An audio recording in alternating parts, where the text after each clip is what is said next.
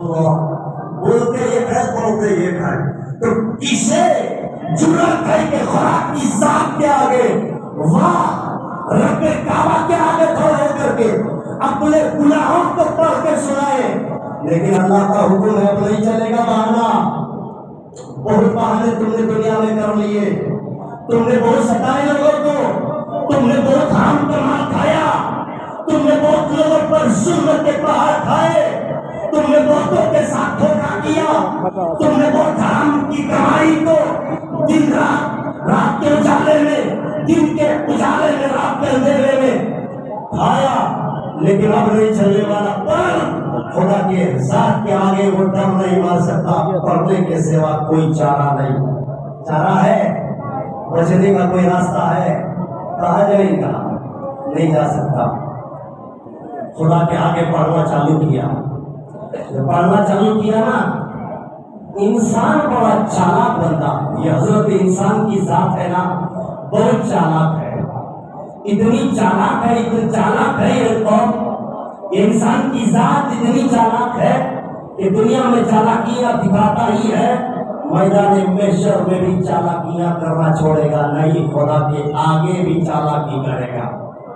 میرے نبی فرماتے ہیں کہ اللہ فرمائے گا کہ میرا بندہ پڑھ، نامہ اعمال پڑھ کے سنا، تو وہاں کیا کرے گا جانتے ہیں آپ؟ جو بڑا بڑا گناہ ہے نا اسے چھوڑ دے گا، ڈراپ کر کر کے، جو چھوٹا چھوٹا ہے اس کو پڑھ پڑھ کے آگے بڑھ جائے گا، جو چھوٹا چھوٹا گناہ کیا ہے اسے پڑھتے ہوئے آگے بڑھ جائے گا، بڑا بڑا چھوڑ دے گا۔ لیکن اللہ کو تو سب پتا ہے، جب چھوٹا چھوٹا سارا گناہ پڑھ کے ہو گیا، اللہ نے فرمایا پڑھ کے ہو گیا، بولا مولا ہاں پڑھ کے ختم کر دیا، بولا تیرے سارے جتنے گناہ تم نے پڑھے ہیں، جتنے گناہ تم نے پڑھے ہیں، جاؤ میں نے اسے معاف کر دیا۔ اللہ فرمائے گا جتنے تم نے پڑھے ہیں اتنے گناہ میں نے معاف کر دیا۔ بندہ سوچے گا اے اللہ تیری رحمت کیسی، تیری رحمت کا دریا کیسا، مولا میں تو تجھے یہاں بھی دھوکہ دے رہا تھا، میرا مالک تم مجھ پر اتنا کریم ہے، جہاں میں تجھے دھوکہ دے رہا تھا میرا خدا تم وہاں بھی مجھ پر کرم کر دیا اور میرا گناہ تم نے معاف کر دیا۔ نعرہ تکبیر، نعرہ رسالت، سبحان اللہ سبحان اللہ۔ مجھ پر اتنا کرم کیا کہ میں تیرے سامنے دھوکہ کیا اور تم نے میرے گناہ معاف کر دیا، بندہ پچھتائے گا تو پھر افسوس ملے گا کہ کاش میں بڑے بڑے کو بھی پڑھ دیا ہوتا، کاش میں میرے بڑے بڑے گناہوں کو بھی اسے بھی ذکر میں لا لیا ہوتا، پڑھنے کے وقت میں اسے چھوڑا نہ ہوتا۔ تو جو خدا میرے چھوٹوں کو معاف کر سکتا ہے، جو خدا میرے صغیرہ گناہ کو معاف کر سکتا ہے، کیا وہ خدا میرے کبیرہ کو معاف نہیں کر سکتا؟ میں نے بہت بڑی غلطی کر دی کہ چھوٹوں کو تو پڑھا لیکن بڑوں کو چھوڑ دیا، اگر چھوٹوں کے ساتھ بڑوں کو بھی پڑھ دیا ہوتا تو خدا میرے چھوٹوں کو بھی معاف کر دیتا اور بڑوں کو بھی معاف کر دیتا۔ سبحان اللہ۔ میرے نبی اس حدیث کو بیان کرتے ہوئے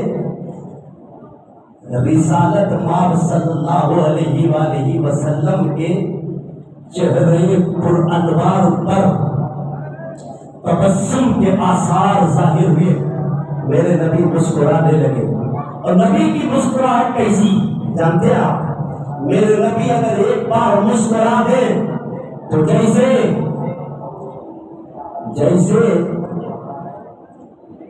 شمع رسالت کے پروانے، ایک کینڈل جلاؤ برسات کے وقت میں، ایک چراغ جلاؤ، ایک لائٹ جلاؤ تو کیڑے آتے ہیں نا، جو کیڑے آتے ہیں اردو میں اسے پروانے کہتے ہیں۔ کیا نام کہتے ہیں اس کو؟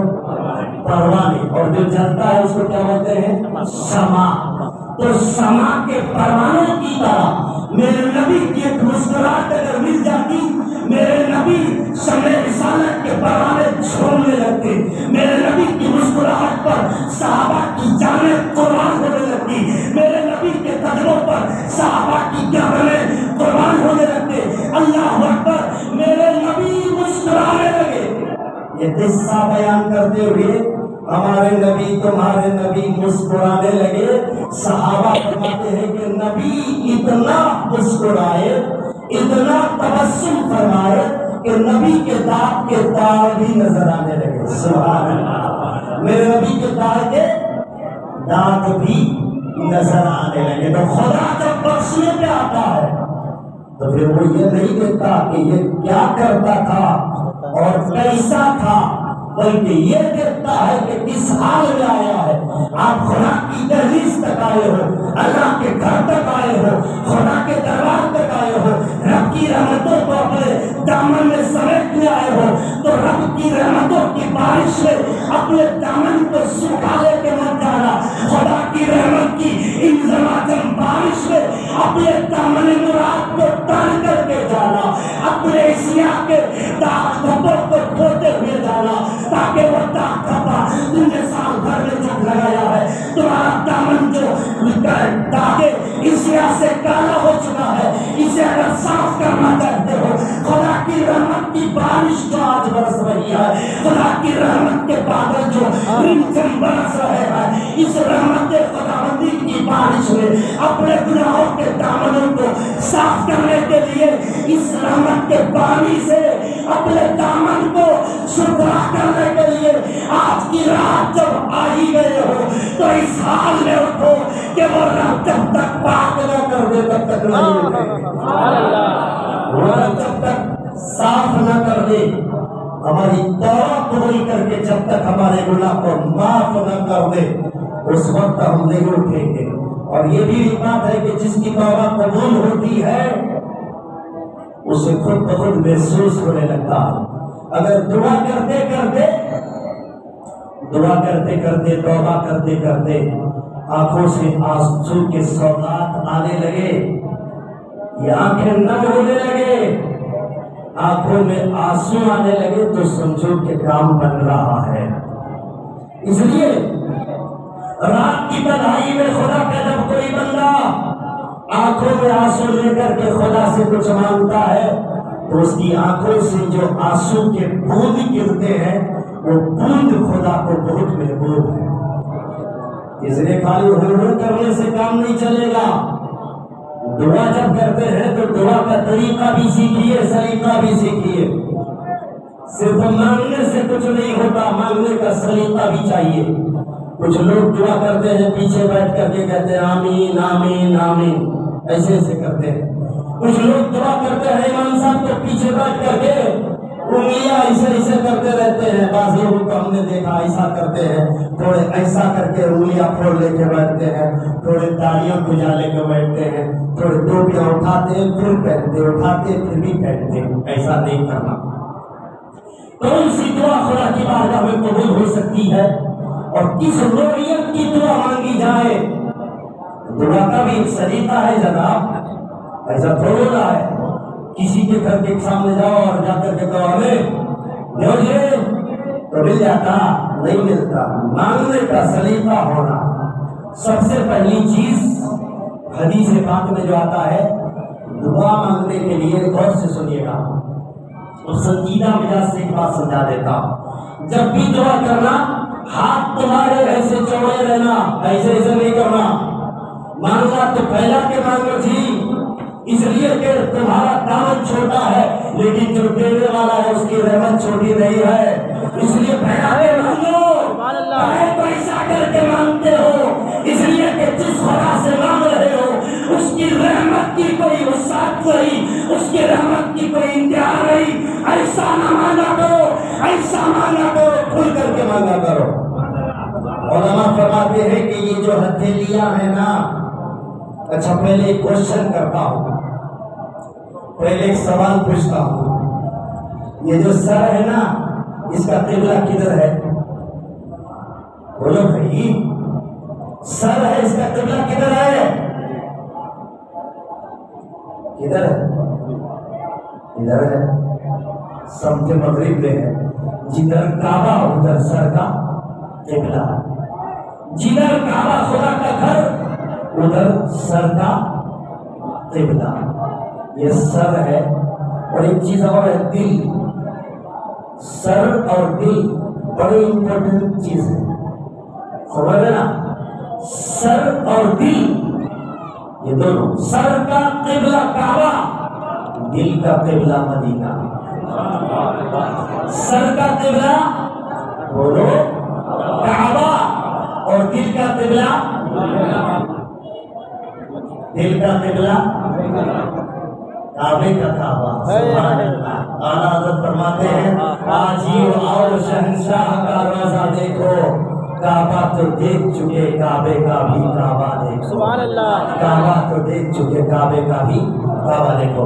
سر کا قبلہ کعبہ، ائمہ فرماتے ہیں، صوفیہ فرماتے ہیں کہ جس طرح سر کا قبلہ کعبہ ہے، اسی طرح ہمارے ہتھیلیوں کا قبلہ عرش ہے، ہتھیلیوں کا قبلہ، تو جب مانگنا تو ہتھیلیاں کدھر کرنا، آسمان کی طرف۔ ہمارے نبی جب دعا کرتے تھے، صحابہ فرماتے ہیں کہ نبی اپنے ہاتھوں کو، ہمارے نبی اپنے ہاتھوں کو اتنا اونچا کرتے تھے کہ مصطفیٰ کی بغلوں کی چمک دکھائی دیتی، ایسا لمبا کر کے مانگتے تھے۔ حضور کو مانگنے کی ضرورت ہے، حضور کا عالم تو یہ ہے کہ میرے رسول کی بارگاہ میں جب کوئی مانگنے والا تھا، میرے اعلیٰ حضرت فرماتے ہیں کہ واہ کیا جود و کرم ہے شہ فتح تیرا، نہیں سنتا ہی نہیں مانگنے والا تیرا۔ میرے نبی کی بارگاہ میں جو ایک بار آ جاتا ہے، بتاتے ہیں کہ حاتم طائی بہت بڑا سخی تھا، کیا تھا؟ سخی تھا۔ حاتم طائی کے بعد اس کا نواسا تھا، مدینہ آیا، حاتم طائی کے نواسے کی ملاقات مصطفیٰ جان رحمت کے نواسے امام حسین سے ہو گئی، امام حسین سے ہو گئی۔ اسے پوچھا گیا کہ تم کون ہو؟ بولا میں حاتم طائی، سخاوت کا شہسوار، سخاوت کا تاجدار، بہت بڑا سخی دل رکھنے والا حاتم طائی کا میں نواسا۔ بولے پھر کیا ہوا؟ بولے کہ میرے نانا اتنے سخی تھے کہ جس کے محل کے 8 دروازے تھے۔ کتنے دروازے؟ بولو نا تاکہ کسی کو نیند نہ آئے اور مجھے بھی بولنے میں مزہ ملے، پریشان پر کم ہو جائے۔ 8 دروازے تھے۔ بولے اتنا سخی تھے کہ جب کوئی بھکاری آتا، مانگنے والا آتا، کوئی سائل آتا، کوئی طلب کرنے والا آتا، پہلے ایک دروازے میں جاتا، وہاں سے کچھ مل جاتا، دوسرے دروازے میں جاتا تو وہاں سے بھی مل جاتا، تیسرے دروازے میں جاتا وہاں سے بھی کچھ مل جاتا، یہاں تک کہ اتنے سخی تھے کہ کسی دروازے سے سائل کو انہوں نے جھنجھوڑا نہیں، سائل کو انہوں نے غصہ کر کے بھگایا نہیں، بلکہ ہر دروازے سے انہوں نے دیا۔ یہ کہنا تھا میرے نبی کے نواسے امام حسین کو غصہ آ گیا، یہ کہنا تھا نبی کے نواسے امام حسین کو جلایا گیا۔ بلائے حاتم طائی کا نواسا تو ہوگا اتنے پہل، اتنے بڑے محل کے نانا کا نواسا، یہ تیرا نانا تھا، اس کی یہ سخاوت تھی کہ جب تیرے نانا کے دہلیز پہ کوئی آتا تھا تو اسے ایک نہیں بلکہ 8 دروازے سے ملتا تھا۔ میرے نانا کی شان یہ تھی کہ جب کوئی میرے نانا کے بارگاہ میں آتا تھا، میرے نانا کے پاس سے اتنا مل جاتا تھا کہ اس کی زندگی ختم ہو جاتی تھی، پھر کبھی اسے آنے کی ضرورت نہیں، اتنا اسے مل جاتا تھا کہ پھر زندگی بھر اسے کبھی آنے کی ہی ضرورت نہیں پڑتی تھی۔ یہ شان ہے میرے مصطفیٰ کی کہ مصطفیٰ کی بارگاہ میں جو بھی آیا، جیسا بھی آیا، میرے مصطفیٰ نے ایسا نوازا کہ اس کی 8 و 10 و نسلوں تک بھی میرے مصطفیٰ نے اسے خود بھکاری کو وقت کا بادشاہ بنا دیا، ایسے بھکاری کو میرے آقا نے ایسا سخی بنا دیا، ایسا بنا دیا کہ ان کی 8 نسلوں تک بھی ان کے گھر میں سخاوت کی ندیاں بہتی رہی، سبحان اللہ، ندیاں بہتی رہی۔ ایسا مصطفیٰ کی بارگاہ ہے۔ تو قبلہ میں عرض یہ کر رہا تھا کہ سر کا قبلہ کعبہ اور ہتھیلیوں کا کعبہ آسمان کی طرف عرش. اس لیے ایسا رکھیے گا. کیا کیجیے گا؟ ایسا رکھنے کی کوشش کیجیے گا. ایسا نہ تو کرنا میرے بھائی، ٹھیک ہے نا؟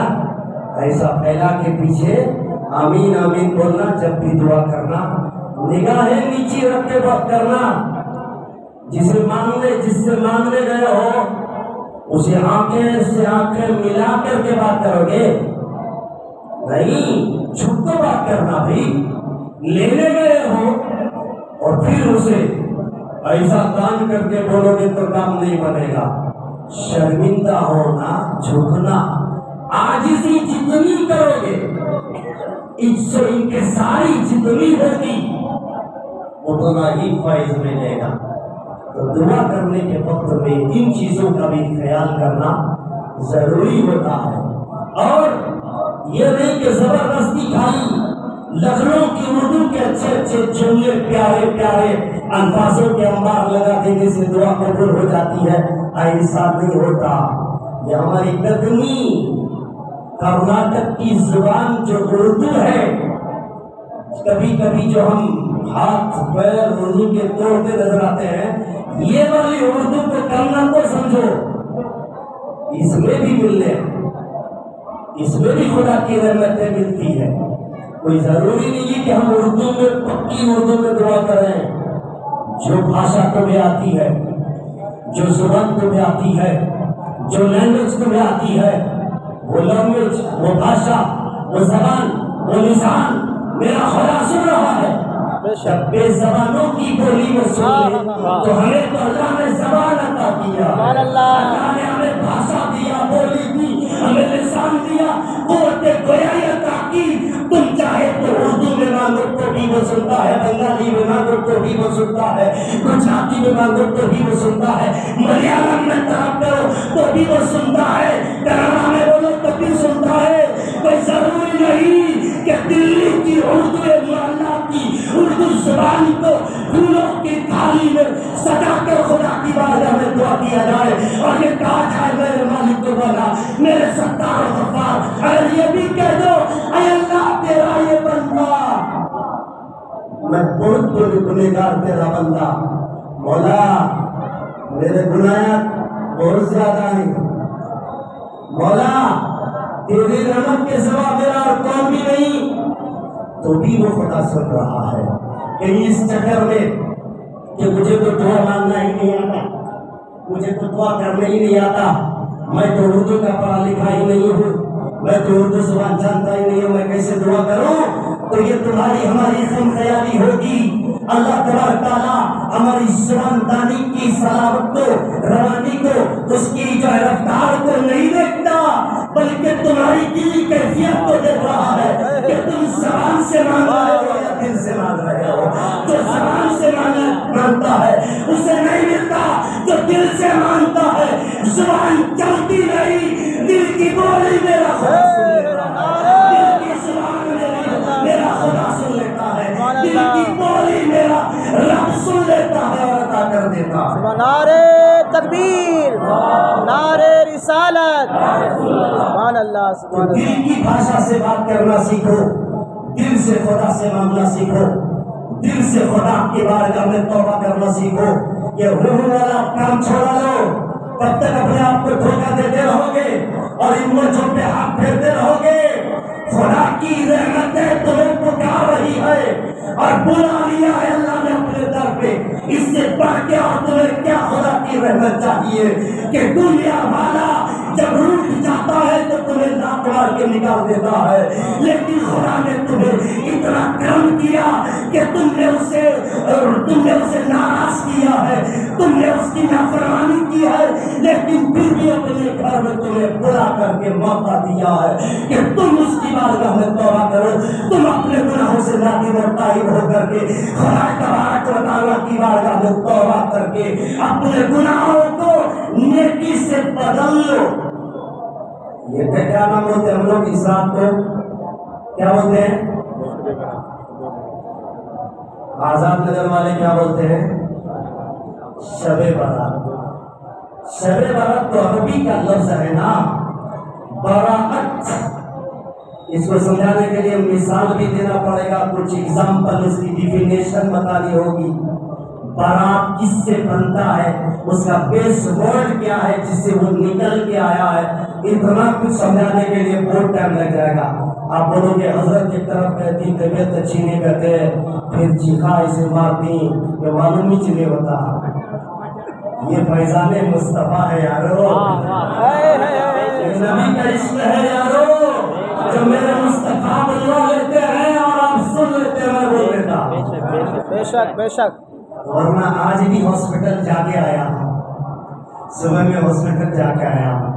دعا کیجیے کہ اللہ مجھے صحت عطا فرمائے اور آپ سب کو اللہ تعالیٰ شاد و آباد عطا فرمائے، سب کو اللہ صحت و تندرستی عطا فرمائے۔ میں عرض یہ کر رہا تھا، کیا عرض کر رہا تھا؟ برات کا معنی بہت دور تک جانا پڑے گا، ادھر نہیں جاؤں گا، بس یہ سمجھ لو کہ آج کی نائٹ ہے نا، کیونکہ آج انگلش بولے تو آدمی سمجھتا ہے بہت بڑا جنٹلمین ہے، یہ کیا سمجھتا ہے؟ جنٹلمین ہے، بہت بڑا پڑھا لکھا ایجوکیٹڈ آدمی ہے، بہت وی آئی پی آدمی ہے سمجھتا ہے۔ اس لیے ہمیں بھی کبھی وی آئی پی بننے کا شوق آ جاتا ہے، کیا سمجھ رہے نا، وی آئی پی بننے کا شوق آ جاتا ہے۔ تو آسانی سے آج کل کے پڑھے لکھے جنریشن کو سمجھانے کے لیے، ہمارے نوجوانوں کو بتانے کے لیے کہ آج کی رات شب بارات ہے، اس بارات کو وہ بارات نہیں سمجھتے نا جو سج دج کر کے دولہا سہرے پہ سر پہ صحرا سجا کر کے جاتا ہے، وہ بارات نہیں ہے، یہ دوسرا والا بارات ہے، ٹھیک ہے نا؟ وہ والی بارات نہیں، دولہے والی بارات نہیں ہے، خوشی والی بارات نہیں ہے میرے یارو، یہ ایسی بارات والی رات ہے جہاں خوشی نہیں غم ہے، خوشی نہیں غم ہے، جہاں امید نہیں، جہاں بہانے نہیں، جہاں ہیلے نہیں، جہاں پہ اللہ کا خوف ہے، ڈر ہے، وحشت ہے، وعید ہے، رب کے عذاب سے ڈرنے کا مرحلہ ہے، وہ رات ہے، وہ رات ہے۔ اللہ کا شکر ہے حق صاحب کہ میں دیکھ رہا ہوں کہ ہمارے مسلیوں میں سے اللہ ماشاءاللہ بہت سارے کم لوگوں کے جسموں میں نیا کپڑا ہے، ورنہ جہاں میں بسکوٹا تعلق میں رہتا ہوں، میں آپ کو سچی بات بتاؤں تو وہاں کے، میں جس محلے میں خاص کر کے رہتا ہوں، کئی سال میں نے وہاں بتائے، امامت خطابت سب کیا، وہاں دستور یہ تھا کہ ہر بندہ نیا کپڑا پہن کے ہی آتا۔ نیا کپڑا تب پہنتے ہیں جب عید ہو، خوشی ہونا، اصل میں یہ عید نہیں، وہ عید ہے، کیا ہے؟ وہ عید ہے، ڈرنے کی رات ہے، خوشی کی رات نہیں ہے۔ بارات میں خوشی ہوتی ہے، بارات میں نہیں۔ یہاں ڈر ہوگا تو کامیابی ملے گی، یہاں رونا ہوگا تب کامیابی ملے گی، یہاں آوازاری ہوگی تب کامیابی ملے گی، یہاں اللہ کے لیے جاگنا ہوگا تب کامیابی ملے گی۔ بارات کہتے ہیں نجات کو، نجات کے پروانے کو۔ جب آج کی رات کوئی خدا کا بندہ اپنے رب کو ڈر کر کے، خوف کے مارے، تنہائی میں کونے میں بیٹھ کر کے اللہ کے گھر میں سسکیاں لے لے کے اپنے خدا کو منانے کی کوشش کرتا ہے، وہ خدا جب مان جاتا ہے تو اسے جہنم کا جو پروانہ مل جاتا ہے، اس پروانے کو عربی میں برات کہتے ہیں، اس سرٹیفکیٹ کو عربی میں برات کہتے ہیں، اس سند کو عربی میں برات کہتے ہیں۔ وہ سند تمہیں لینا ہے اور وہ سرٹیفکیٹ تمہیں لینا ہے تو حوصلے کو، کھیلنے کو، چایا پینے کو باہر کھڑے تو نہیں ملتا۔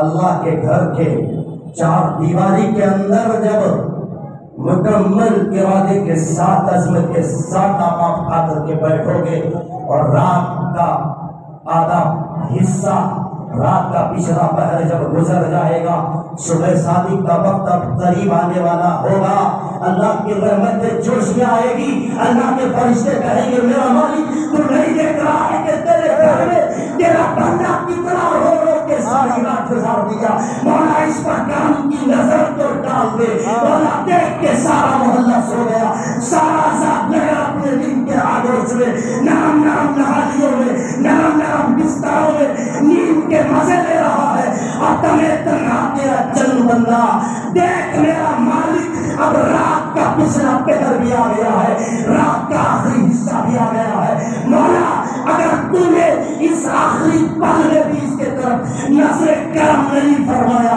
تو تیرا بندہ برباد ہو جائے گا، مولا کرم کی نظر فرما، عنایت کی نظر فرما، لطف و کرم کی بارش کے چھینٹے اس بندے پر بھی ڈال دے، خدا کی رحمت جوش میں آ جائے گی، زمین دیکھ رہی ہوگی، آسمان دیکھ رہا ہوگا، ستارے چملا رہے ہوں گے، اور چاند کی چاندنی چملاتی ہوئی صبح کا سورج نکلنے کی تیاری کرتا ہوگا، آسمان کا چاند بھی اور کائنات کو لبیک کہتا ہوا اب ڈوبنے کے قریب پہنچتا ہوگا، میرا خدا کہے گا فرشتے تو گواہ ہو جا، جس بندے کو تو نے زمین میں روتا ہوا دیکھا ہے، جس بندے کو تو نے میرے خوف سے میرے لیے ڈرتے ہوئے میری بارگاہ میں توبہ کرتے ہوئے دیکھا ہے، جاؤ سے خوشخبری سنا دے کہ میں نے اس کے رونے کو قبول کر لیا ہے، میں نے اس کی سستیوں کو اپنی بارگاہ میں قبولیت کا درجہ دے دیا ہے، جاؤ سے خوشخبری سنا دے کہ میں نے اسے سبحان اللہ سبحان اللہ واہ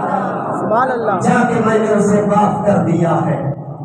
اور اللہ جب معاف کرنے پر آتا ہے، بس آخری بات، اللہ جب معاف کرنے پر آتا ہے تو ایسی معافی دیتا ہے، ایسی معافی دیتا ہے کہ پھر ہمارے وہم و گمان میں بھی نہیں آ سکتا، اس لیے کہ اللہ کی رحمتیں صرف بہانہ ڈھونڈتی ہے، اللہ کی رحمتیں بہانہ تلاش کرتی ہے۔ میرے نبی کا پیارا دور مدینہ پاک کی سرزمین ہے، میرے نبی کے ظاہری مثال کے بعد صدیق اکبر کا دور، صدیق اکبر کے بعد حضرت فاروق اعظم، حضرت عمر کا دور، اس کا دور زور سے بولو بھائی، پیچھے والے بھی بولو بھائی میرے، اس کا دور حضرت عمر کا دور، اس عمر کا دور جس کی ننگی تلوار مدینے کے گلیوں میں چمک جائے تو لوگوں کے جسم میں تھر تھری آ جائے، اس عمر کا دور ہے۔ عدل و انصاف کا عالم یہ ہے کہ مجال ہے کہ کوئی کسی کے خلاف بات کر دے، یہ دور ہے آج کا، تھوڑا سا منصب مل جاتا ہے تو پیر زمین پر نہیں ٹکتے ہیں، سمجھ رہے نا، تھوڑا سا ایک منصب مل جاتا ہے تو سمجھتا ہے کہ ہم ساری کائنات کا بادشاہ بن گئے ہیں، لیکن وہ عمر جن کی اتنی بڑی حکومت، کئی ہزار مربع میل پر جن کی حکومت کی درازگی کا عالم چھایا ہے، قیصر و کسریٰ اور دوسرے ملک کے لوگ ان کی شہرت کو سن کر کے کہ عمر کی حکومت ہے، جا کے دیکھتے ہیں کہ کیسا محل اس نے بنایا، کیسا تخت و تاج اس نے سجایا۔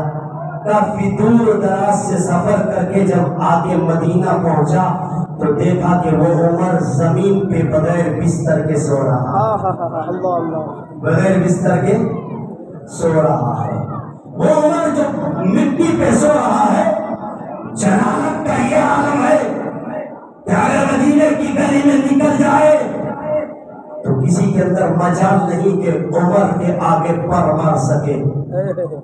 عمر رضی اللہ تعالیٰ کو سارا مدینہ گرمی اور سورج کی تپش کی وجہ سے اپنے گھروں کے اندر چلی گئی ہے، ساری آبادی، سارا مدینہ، دھوپ چلچلاتی دھوپ، اللہ اکبر۔ مدینہ شریف کا موسم ایسا موسم ہے کہ بیماروں کو بھی شفا مل جایا کرتا ہے، سبحان اللہ۔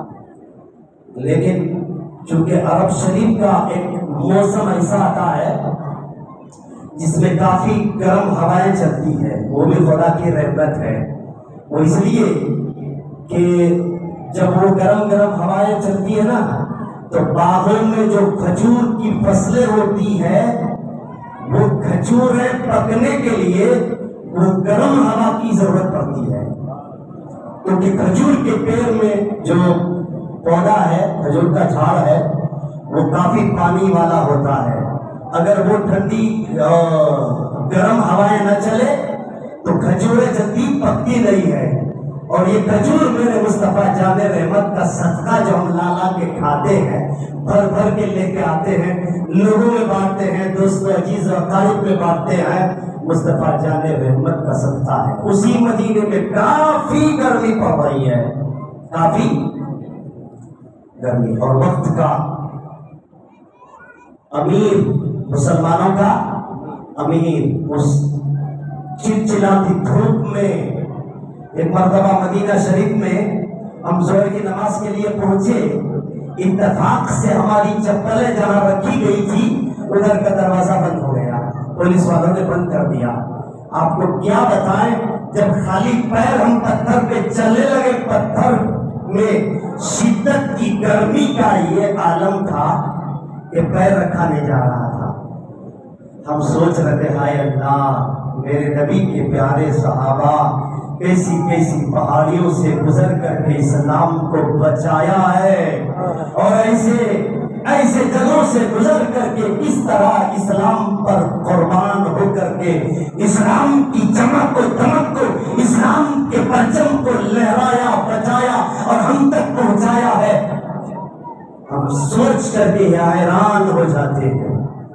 ایسی گرمی کے عالم میں خلیفۃ المسلمین امیر المؤمنین حضرت سیدنا فاروق اعظم مدینے کی گلیوں میں گشت کر رہے ہیں. کیا کر رہے ہیں؟ ذمہ دار ہے نا. ذمہ داری چپ کے لیے تو فائدہ نہیں، ذمہ داری اٹھانا. مسلمانوں کے امیر بننے، کیا بنے ہیں؟ یہ دھوپ میں کہیں کوئی مسلمان مدینے والا کوئی پریشان تو نہیں، مصیبت میں تو نہیں. حضرت عمر اپنے بازو میں درے کو رکھ کر، درہ چمڑے کا ہوتا، جب کبھی کوئی غلطی کر جاتا اسلام کے مطابق، جب اسے سزا دی جاتی تو اسے درے مارے جاتے. ٹھیک ہے، اسے درے مارے جاتے. حضرت عمر کا درہ ساتھ میں ہے. حضرت امیر المؤمنین عمر فاروق رضی اللہ تعالی عنہ خرامے مدینے کی گلیوں میں آگے بڑھ رہے ہیں. دیکھ یہ رہے ہیں کہ ادھر سے عمر جا رہے ہیں، ادھر سے ایک آدمی شال اوڑا ہوا، کیا اوڑا ہوا؟ شال اوڑا ہوا سامنے سے آ رہا ہے، اور ادھر سے عمر جا رہے ہیں. حضرت عمر کی نظر جیسے پڑی، امیر المومنین دور سے کھڑے ہو کر دیکھ رہے ہیں کہ اس نے کپ کپاتی بلکہ چلچلاتی دھوپ میں گرمی کا عالم ہے، شدت کا عالم ہے، تپش کا عالم ہے. اس دن کے اس گرمی میں بھی کوئی بھلا چادر اوڑھ کے کیوں آئے گا؟ اوڑھے گا نہیں نا. حضرت عمر رک گئے، آنے دو پاس. وہ آدمی، حضرت عمر کھڑے ہیں، وہ آدمی دھیرے دھیرے ڈرتا ڈرتا حضرت عمر رضی اللہ تعالیٰ عنہ کے قریب پہنچا. قریب پہنچنا تھا کہ سیدنا فاروق اعظم نے پوچھ لیا، میاں یہ چلچلاتی دھوپ ہے اور تمہارے جسم پر یہ چادر دیکھ رہا ہوں، یہ کیسا؟ بولے نہیں حضور ایسی کوئی بات نہیں. بولے نہیں چادر اوڑھنے کی کوئی وجہ تو ہوگی. کیا تمہیں بخار ہے؟ ذمہ داری لے رکھے ہیں سب کی. بخار ہے، طبیعت خراب ہے تو عمر اس کے لیے بھی تیار ہے. پوچھے کیا بات ہے، تمہاری طبیعت ٹھیک تو ہے نا؟ لیکن عمر تھے. کون تھے؟ عمر تھے. یہی عمر ایک بار مسجد نبوی کے منبر پہ کھڑے ہو کے جمعہ کے دن تقریر کر رہے ہیں، اور میرے نبی کے توجہ ہے، سننے کے موڈ میں ہے کہ ختم کر دو. سننا چاہتے ہیں تو ایک بار کہہ دیجیے یا رسول اللہ. یہی عمر مسجد نبوی میں کھڑے ہو کے جمعہ کا خطاب کر رہے، خطبہ دے رہے ہیں. اچانک عمر کہتے ہیں یا سارے الجبال، فرماتے ہیں اے ساریہ پہاڑ کی طرف دیکھو، پہاڑ کی طرف دیکھو. نماز ختم ہو گئی، صحابہ فرماتے ہیں عمر اچانک یہ آپ کو کیا ہو گیا؟ منبر پہ کھڑے ہو کے آپ نے آواز لگائی اے ساریہ، ساریہ تو یہاں ہے ہی نہیں۔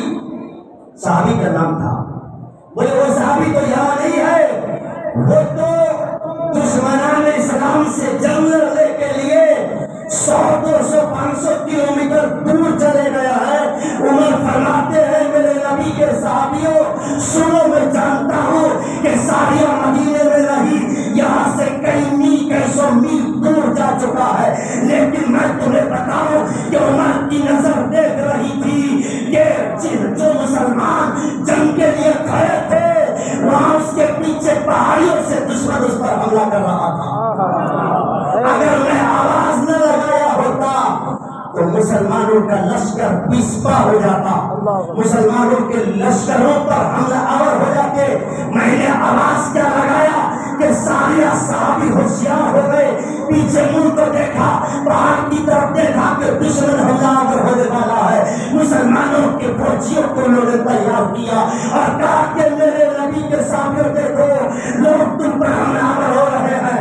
جب یہ حملہ کیا تو اللہ نے اسلام کو فتح عطا کی، مسلمانوں کو ظفریابی اور کامیابی ملی ہے۔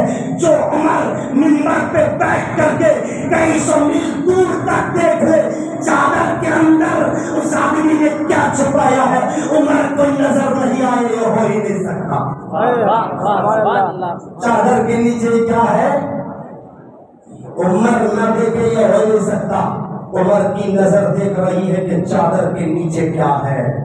اصل میں وہ بندہ جب سارا مدینہ سو گیا نا تو آپ محلے میں بھی یہی دیکھیے گا، جو پیوٹا رہتی، نشریاں رہتی نا، وہ تاگ لگا کر رہتی، کون تو بھی بیٹھی کیا دیکھو، ارے چاچا ہم بیٹھی رہے نہ کو رہے جاؤ نہ تو ذرا بات جائیں گے۔ بہت موقع تلاش کر کے کیسے انداز سے اپنی طلب مٹانے کے لیے، اپنی طلب مٹانے کے لیے ایسے چور کو بھی جا کے آرو جے ابھی چاہ تجھے کئی کو یہ غصہ کر رہی سو ابھی چارو جا کو ہوچ گیا ہو جایا، لیکن گیا بندہ صحیح، جب آیا تو کیا کرتے ہوئے آیا۔ ایسا حال ہوتا ہے ان نشریوں کا، ٹھیک ہے۔ تو مدینے میں شراب کی بوتل بغل میں چھپا کے اوپر سے چادر اوڑھ کر کے عمر کی نظر میں آخر آ ہی گیا۔ سوچا عمر نے دیکھ لیا تو حالت بدلی ہو جائے گی، نامی یاد آ جائے گی، کیونکہ اسلام کا قانون ہے کہ اگر کوئی شراب پیتے ہوئے دکھ جائے تو اسے کتنے کوڑے لگاؤ، ایک کوڑا نہیں دو کوڑا نہیں 80 کوڑے لگائے جائیں گے۔ کتنے؟ انہیں پینے کا پورا نشہ اتر جائے گا۔ اگر اسلام کی حکومت آ جائے اور میرے نبی کی شریعت نافذ ہو جائے تو یہ پیوٹا جو گھوم رہی نا، انہیں اذان کی پرواہ نہیں، اسے نماز کی پرواہ نہیں، اسے قرآن کی تلاوت کی پرواہ نہیں، دنیا کے ناپاک چند قطروں کے لیے اپنی بیوی کی کمائی پہ بننے والے شرابی جو سمجھتے ہیں کہ دو چار گلاس پی کر کے ہم زندگی کو بابے مست بنا لیں گے، نہیں یارو، جب میدان قیامت برپا ہوگا ان شرابیوں کو جہنم میں جب دھکیلا جائے گا تو ان کے سامنے کوئی اچھی چیز پینے کے لیے نہیں ہوگی بلکہ سڑے ہوئے خون۔ جب کسی کے جسم میں گھاؤ ہو جاتا، پھوڑا پھنسی نکل جاتے نا، اس میں سے جب پس نکل کے آتا، اس میں جو سڑا ہوا پیپ نکل کے آتا، وہ گلاس میں بھر کے دیا جائے گا، لے دنیا میں تو نے بڑا گندا پیا تو آج کا ایک اچھا، آج کا ایک اچھے کی طرف لے، دنیا میں تو نے گندا پیا تو آج بھی گندا پی، تو دنیا میں یہ گندا پینے کا نشہ بنا رکھا ہے، گندا پینے کی دھت لگی ہے۔ یہ قیامت کے اس منظر کو یاد کرے جب خدا کی بارگاہ میں حلال پینے والے اچھی اچھی شربت پیئیں گے، اچھے اچھے مشروبات پیئیں گے، اور یہ شرابیوں کو خون دیا جائے گا، پیپ دیا جائے گا، ناپاک چیزیں دی جائے گی۔ یارو شرم کرو، जब दुनिया में गंदी चीजों को लोग पसंद नहीं करती तो मैदान महशर में तुम गंदों को लोग कैसे पसंद करेंगे? क्या खुदा तुम्हें माफ करेगा? नहीं। अल्लाह फरमाता है शबे बारात में अल्लाह बेशुमार बंदों को माफ करता है, लेकिन ज़ानी को माफ नहीं करता, शराबी को माफ नहीं करता, माँ की नाफरमानी करने वालों को माफ नहीं करता, आपस में भाई भाई में दुश्मनी करने वालों को अल्लाह माफ नहीं करता। इसलिए कबल इसके कि इस जगह से उठो।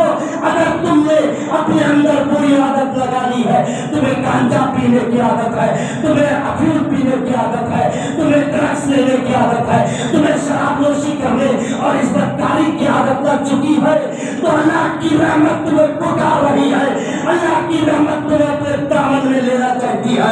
आजा कहा तुम रहा है, ये शराब के अड्डों में तुम्हारा ठिकाना नहीं, तुम्हारा ठिकाना तो जन्नत के बागात में है, तुम्हारा ठिकाना तो जन्नत के महलात में है। तुम्हारे पीने के लिए ये नापाक शराब नहीं, बल्कि अल्लाह ने तुम्हारे लिए जन्नत में दूध की नहर बनाया है और पानी, ठंडे पानी की नहर बनाया है, शराब की नहर बनाया है। अल्लाह ने तुम्हारे लिए भी जन्नत बनाया है और जन्नत की नियामतें बनाया है। दुनिया में सब्र करो कि हराम से बचते रहो, हराम से बचोगे तो जन्नत की नियामत पाओगे, दुनिया में हराम में रहोगे तो जन्नत की खुशबू तक तुम्हें नहीं मिलेगी। तो हजरत उमर देखा कि बंदा होशियार निकला, चादर के नीचे बोतल क्वार्टर, वाह ये तो बड़ा चालाक निकला। मैंने देखा चादर हटा, बोले नहीं हुजूर नहीं ले क्या भी नहीं। बोले फिर छपाना कहीं को, जब दूध है बोतल में दूध है तो छपाना कहीं को। बोले नहीं छपाना ना। बोले नहीं यूज ऐसे रख दी। हज़रत उमर जिद में आ जाते हैं, बोले नहीं चादर हटा और पहले देखा। बंदा डरता डरता कि अब बचना मुश्किल है, अब तो कोड़े खाना ही पड़ेगा, धुर्रे से बचना बहुत मुश्किल है। चादर को धीरे धीरे हटाया, बोतल निकाला, कहा ये देखिए ये है दूध का बोतल। अमीरुल मोमिनीन हजरत उमर की नजर पड़ गई, हैरत में आ गए। शराब की बोतल और उसमें दूध भरा हुआ, शराब की बोतल उसमें दूध भरा हुआ। हजरत उमर कहने लगे कि जब दूध था तो कुछ छुपाने की क्या जरूरत थी मियाँ? बोले नहीं वो छपा तो लेकर जा रहा था। बोले नहीं कुछ डाउट दिख रहा है, मसला कुछ टेढ़ा दिख रहा है, दाल में काला है, नहीं पूरी दाल काली है। बोले बोतल किसी और चीज की लेकिन उसके अंदर दूध। माजरा तो बता क्या बात है? बोले उमर जब पकड़ ही लिए हो तो हकीकत भी सुन लो, जब पकड़ा ही गया हो तो आप छपाने से क्या फायदा? अल्लाह ने मेरी इज्जत की लाज रख ली, उमर के सामने मुझे रुसवा नहीं किया। ए अमीरुल मोमिनीन, जब आप उधर से आ रहे थे मैं इधर से जा रहा था, काफी दिल में खुदा का डर पैदा हुआ।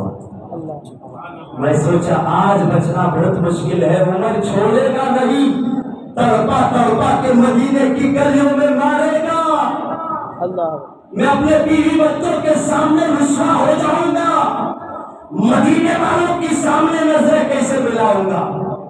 दिल ही दिल में ख्याल आया अब तो सुधर जा, दिल ही दिल में ख्याल आया अब तो सुधर जा, उमर के डर से तो सुधर जा। उमर का डर दिल में पैदा हुआ, उमर का डर पैदा होना था कि मुझे अल्लाह ने तौबा की तौफीक अता फरमा दी, अल्लाह ने तौबा की तौफीक अता फरमा दी। मैंने खुदा की बारगाह में मेरे ही दिल में कहा मेरे मालिक मौला बहुत रुसवा हो गया, बहुत बेइज्जती हो गई, मदीने वालों के सामने मैं शराबी के नाम से जाना चाहता, लेकिन मेरे मालिक मौला आज तूने मेरी इज्जत की लाज रख ली। मौला तूने मेरी इज्जत को पोशीदा ही रखा, پوشیدہ ہی رکھا، اس لیے میرے مالک و مولا میں تیری بارگاہ میں توبہ کرتا ہوں۔ میں توبہ کرنا تھا کہ شراب کی بوتل میں جو شراب تھی وہ دودھ میں بدل گئی۔ حضرت عمر کہنے لگے کہ بات یہ ہے کیا؟ بولے ہاں۔ تو پھر عمر کہنے لگے کہ جب تو نے ایسا کیا تو پھر اس پر قائم رہنا، اس پر قائم رہنا۔ یہ سارا واقعہ بتانے کا مقصد یہ ہے کہ جب کوئی بندہ اللہ کی بارگاہ میں توبہ کر لیتا ہے تو اس کے گناہ نہیں ہوتے، شراب دودھ میں بدل جاتے ہیں۔ ایک شرابی کی عزت بچ جاتی ہے تو تم تو خدا کے گھر میں آئے ہو، وضو بنا کے آئے ہو، خوشبو لگا کے آئے ہو، ارادہ کر کے آئے ہو، عزم بنا کے آئے ہو، تو وہ خدا تمہیں رسوا کر کے یہ چھوڑے گا؟ نہیں چھوڑے گا۔ کسی کے پاس جا کے 10 بار مانگتے رہو تو ایک بار تو ضرور ملے گا نا۔ تو خدا کی بارگاہ میں آئے ہو، دل سے مانگو، دل سے توبہ کرو، انشاءاللہ اللہ تعالیٰ اتنا مہربان ہے، اتنا کریم ہے کہ وہ تمہیں معاف بھی فرما دے گا اور تمہاری توبہ کو قبول کر کے تمہارے گناہوں کو نیکی سے بدل بھی دے گا۔ اللہ اتنا بڑا کریم ہے۔ میں دعا کرتا ہوں کہ مولا تبارک و تعالیٰ آج کی اس مبارک رات میں رب تبارک تعالیٰ اپنے پیارے حبیب کے صدقے ہمارے گناہوں کو معاف فرمائے، اور اللہ